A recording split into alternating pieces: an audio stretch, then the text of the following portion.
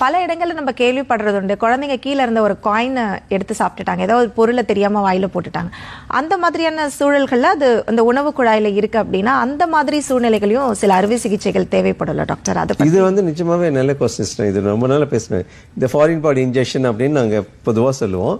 Coin, button battery, அந்த வாட்சுக்குள்ளே, இந்த பொம்மை வாட்சுக்குள்ளே பட்டன் பேட்டரி அதெல்லாம் முழுங்கிடுவாங்க.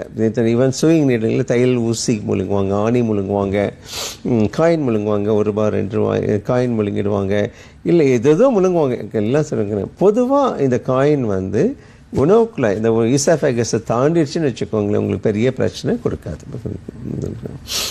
பொதுவாக இந்த காயினோ எதுனாலும் சரி உணவுக்குள்ளாயை தாண்டிடுச்சுன்னா, அந்த ஈசாஃபேகஸை தாண்டிடுச்சுன்னா பொதுவாக எந்த பிரச்சனையும் கொடுக்காது.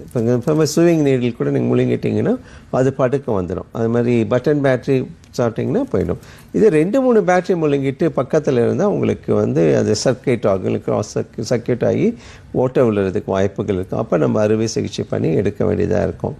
ரொம்ப நாள் அந்த காயின் அந்த காயின் இறப்பையில் போய் தங்கிக்கும், 10 நாள் 12 நாள் இருக்கும். அப்போ எடுக்கலாம். ஆனால் இப்போ லாங்கஸ்ட் ஸ்டடி பார்த்தீங்கன்னா 3 மாதம் வரைக்கும் அந்த காயின் இருந்து அதை எடுத்தவங்கலாம் இருக்காங்க.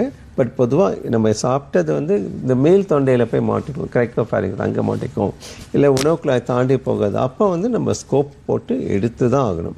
இல்லைன்னா அந்த இடம் ஓட்டாயிடும், அழுகி போயிடும். அப்புறமேல் அதை ட்ரீட் பண்ண ரொம்ப ரொம்ப கஷ்டம். மற்றபடி ஃபாரின் பாடி இன்ஜெக்ஷன் இவங்க பயந்து தான் வருவாங்க. எல்லோரும் பயங்கர டென்ஷனாக வருவாங்க. அது அவ்வளோ டென்ஷன் ஆகிறதுக்கு அவசியமே கிடையாது. உணவுக்குள்ளாய் தாண்டிடுச்சா சேஃப், அது பாட்டுக்கு வெளியே வந்துடும்.